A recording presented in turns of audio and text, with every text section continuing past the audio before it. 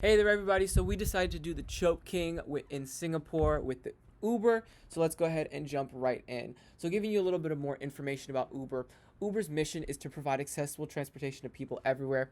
Their vision is to ignite opportunity by setting the world in motion. So essentially just allowing people to kind of use their ride sharing services not only to get from point A to point B, but to be able to get to those opportunities, meet those new people, create those things, break down barriers that kind of they have with related to transportation.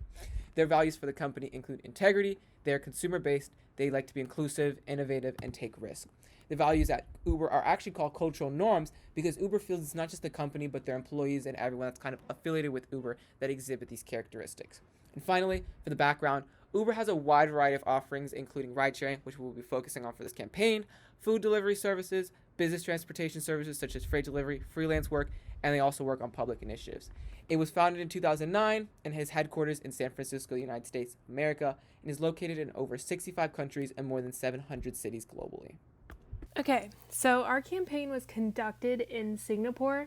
You can consider Singapore the host country for Uber. So it's important to kind of understand the systems that were in place as Uber was conducting this campaign. So their political system is a unitary parliamentary democracy. So they have both a president and a prime minister. They have a unicameral legislature, so a one-house legislature, and they are a multi-party nation. However, it's important to note that the People's Action Party, which is the center-right party, has dominated since 1959. So they kind of control the political system in Singapore because whoever has control of the legislature pretty much determines who the prime minister is. Now, Singapore's economy is super interesting. It is the world's freest economy. It was given that title by the Economic Freedom Score. It is the only country that is considered economically free in every category of the Index of Economic Freedom. It's also a free market economy.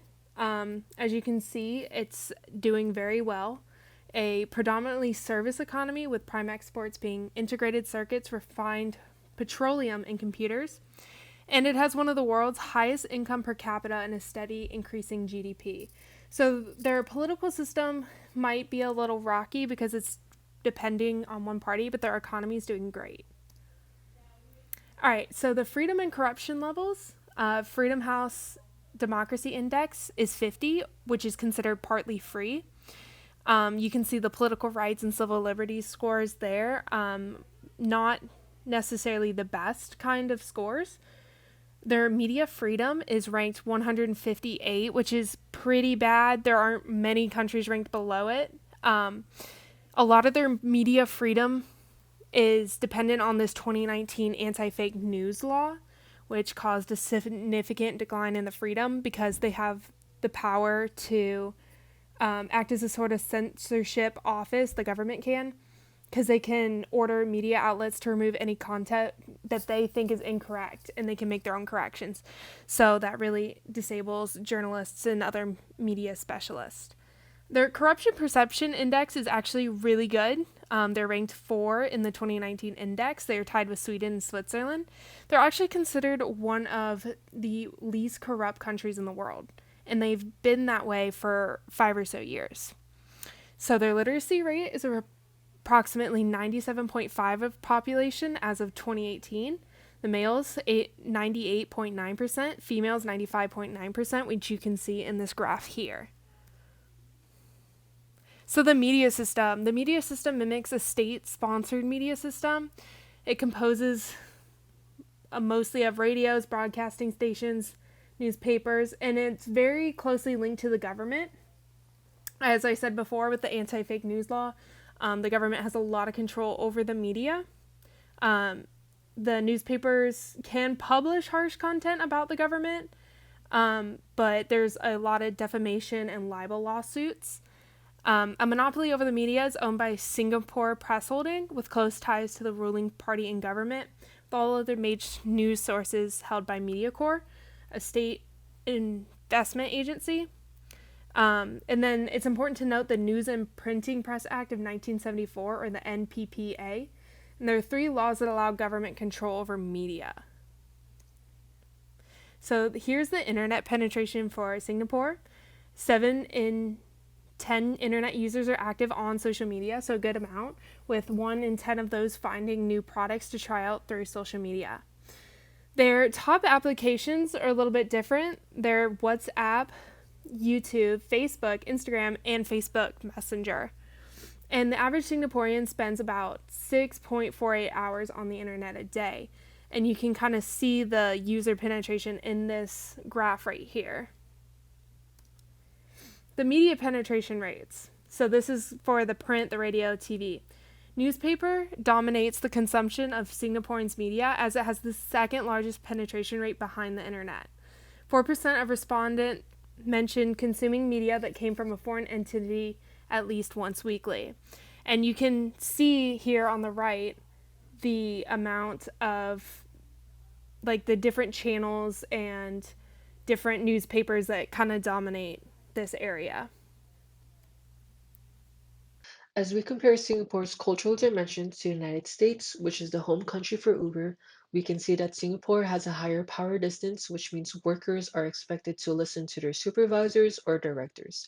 Singapore is low in individualism, while the United States is extremely high. Collectivism and the values that surround family and harmony is important to remember for the success of this campaign. US and Singapore would be considered average for both masculinity and indulgence, while Singapore is extremely low on uncertainty avoidance, meaning that they are open to change and ambiguity, which is good for a company who is trying to enter their market. On the other hand, Singapore is high for long-term orientation, meaning that they are looking for solutions that have long-standing impacts for the future. Uber's primary audience would be 24 to 34 years old, with 62% being male. They are most likely to be educated and have a family while working in the city. The secondary audience would be Singaporeans who rely on public transportation, meaning they might not own a car or don't want to drive their car because of traffic congestion or limited parking space. According to a 2019 survey from Statista, 68% of respondents did not have a car in Singapore, and these people would be more likely to look into ride-sharing apps that provide a convenience of getting around the city. The audience has a high interest for racing sports and are large consumers of nightlife activities. People in the city are more open to living a fast-paced life and tend to move around. As we saw from the cultural dimensions, the audience places their values on harmony, respect, achievement, and hedonism. The problem that this campaign wants to tackle would be the growing issue of limited parking space. The Chope campaign hopes to reduce parking congestion by encouraging the use of public and alternative transportation like ride sharing with Uber. With less usage of private cars, Singapore would benefit with having more parking spaces around the city. Uber conducted a study in Singapore in which they found that for over 675,000 vehicles, parking took over as much space as 5 cars broken down. The average individual would have to spend around 288 hours a year looking for parking and being in traffic. This is the equivalent of spending 12 whole days in traffic. Finally, 3 out of 5 cars would have a single person in them during their peak or rush hours, which means that not nearly enough individuals participate in ride sharing in their commute.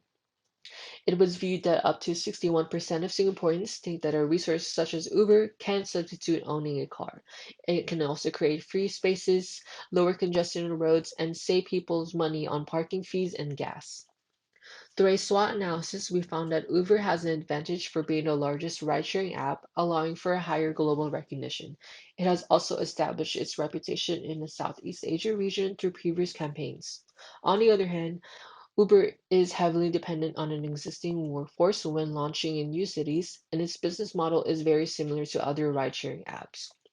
For opportunities, we found that Singapore has one of the highest growth rates for cell phone users, and they will be more open to using businesses that operate on mobile technology.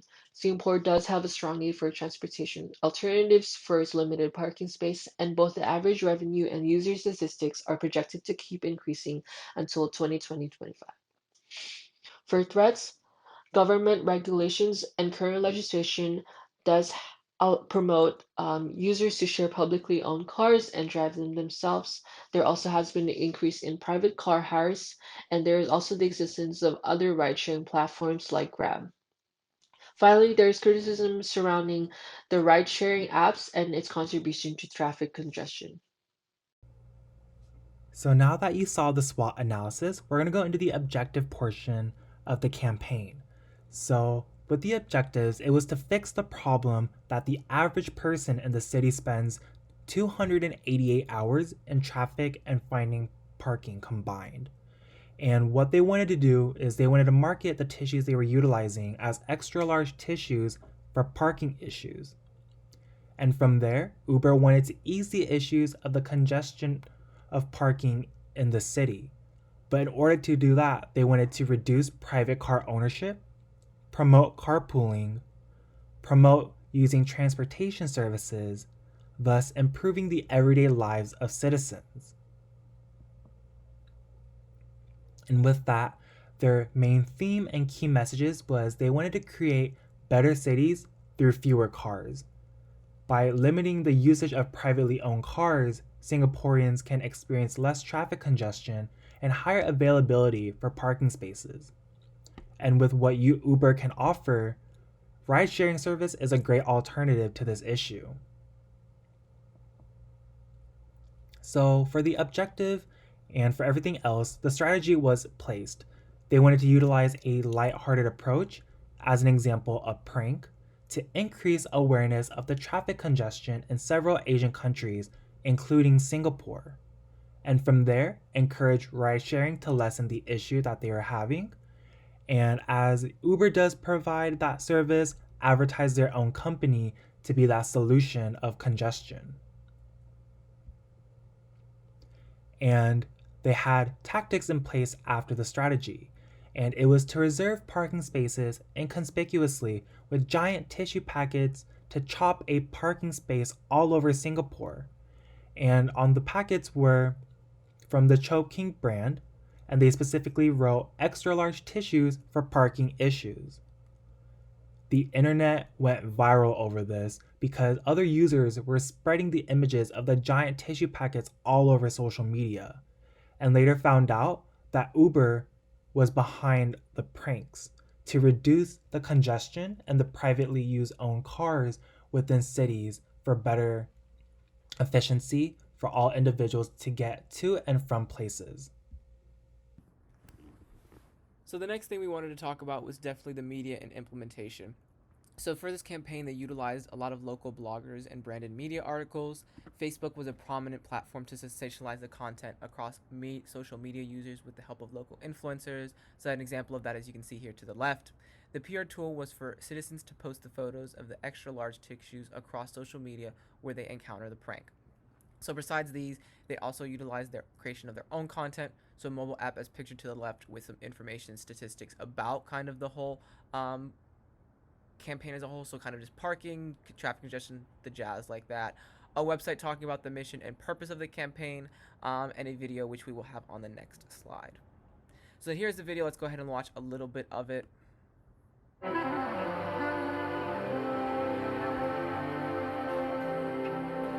Look for the bare necessities, the simple bare necessities. Forget about your worries and your strife. I mean the bare necessities, or Mother Nature's recipes that bring the bare necessities of life. Wherever I wander, wherever I go, I couldn't be found. I'll fly big home. The bees are buzzing in the tree to make some honey just for me. When you look under the rocks and plants and take a glance at the fancy ants, then maybe try it. So just for the sake of time, I'm going to go ahead and pause it. But that's kind of the gist of it. It's just to show the overall kind of traffic congestion faced, and also kind of parking issues you might see in Singapore. So we definitely then wanted to highlight also two kind of environmental factors. First, the economic. So the goal of this campaign was to increase ridership amongst young individuals in the nation of Singapore. One of the things that PR campaign practitioners had to kind of realize, though, was, is this an economy that we could flourish in, that Uber would actually do well in? So this was increasing with an increasing GDP, the amount of disposable income among Singaporeans is actually high enough for them to kind of allow Uber to enter this market. Along with it being a free economy, it allows Uber to kind of have a lot less restrictions to move around. and be able to grow versus if it was a little bit more of a restricted economy. The next thing we wanted to talk about was technology, as most Singaporeans are in touch with their technical side, as mentioned earlier, and the amount of time that they spend on the internet, along with the amount that use social media. We can see that PR practitioners definitely reflected this and how most of the main tactics utilized for the campaign were on the internet. With the heavy use of social media and the internet, most of their tactics consisted of these online mechanisms. We see this in the video we just watched, being that it's spread on YouTube, having all the social media, bloggers, Twitter users, Facebook, etc. use the hashtag Ride Together, along with showing pictures of the Chope around the city. And finally, a website that promoted the use of ride sharing, specifically Uber, all of these catering towards that online community in Singapore. Finally, we wanted to talk about the cultural dimensions that affect this. So the three dimensions we want to talk about was collectivism, how they are masculine, and long-term orientated. So the collectivist kind of comes into play when kind of thinking about how the campaign goals of Uber. They aligned it with the state kind of policy relating to reducing traffic congestion and private car ownership, meaning that citizens were more kind of apt to want to kind of hop on the bandwagon of using Uber because it solved something that they were facing a problem with as a whole nation. Masculinity, as again, citizens are very achievement orientated. This kind of offered citizens a result that, as those chopes were kind of shown to be very inconvenient, it stopped them from getting things done. So PR practitioners realized that, okay, we can frame this message to be that if you use Uber, you'll be able to get more things done because you don't have to worry about those problems. And finally, long-term orientation. We see Singaporeans are more focused on future rather than short-term goals. So again, by framing the message to show that this issue would not only provide something that was of short-term importance or immediate pleasure, being that you'd be able to get from point A to point B, but also that in the long term, this would be helping achieve kind of state goals towards limited or less congestion and all that jazz. To conclude, the Chope King Uber campaign was a success. It reached citizens with humor on multiple media sources, but especially Facebook and Twitter. Citizens grew aware the need to change the heavy congestion in the city and that there was no parking. Citizens felt more open to ride sharing and using public transportation. It eased the average person spending 288 hours looking for parking, and it appealed to a cultural aspect because choping is known in Singapore and as acquiring a space, which was used in the campaign with extra large tissues to bring awareness that there is no parking. And it was voted the top 10 PR campaign in Singapore. To sum it up, Uber hit its target goal of improving everyday life for the people of Singapore. It combined the high use of cell phones and the lack of parking to successfully campaign rideshare. Uber aimed to decrease the use of car ownership and increase transportation services to make the roads more accessible. Although Uber decided to stop providing services in Singapore, it spread the word to rideshare, which ultimately makes it easier than ever in the digital age. And it got locals talking for the cheaper alternative that having a car, which allows more time to spend time with family instead of battling finding parking. Some key takeaways is the choking stunt was shared through multiple media sites in just a matter of days. Local bloggers and influenced YouTubers helped propagate the message. The use of chopes gained positive reception for its relevance in culture. Some insights for a post on Facebook in just a matter of a day or two was over 3,000 likes, almost 2,000 shares, and over 200 comments. Some recommendations to make it better. Uber could have incorporated more local culture or holidays into the campaign, such as Chinese New Year or National Day. It should have also kept on the Asian market a little bit longer. Instead, Uber just left a year after the campaign, which was in 2018. It could have collaborated with a local prominent brand to kind of reach greater audiences and market it to more. Instead, it could not compete against its competitor, Grab, which is like a taxi service in Singapore. It also should have attempted to be more region-specific rather than having a couple of the smaller campaigns, which Chope King was one of them. Here are our sources. Thank you so much for listening and watching. I hope you enjoyed. I know we did.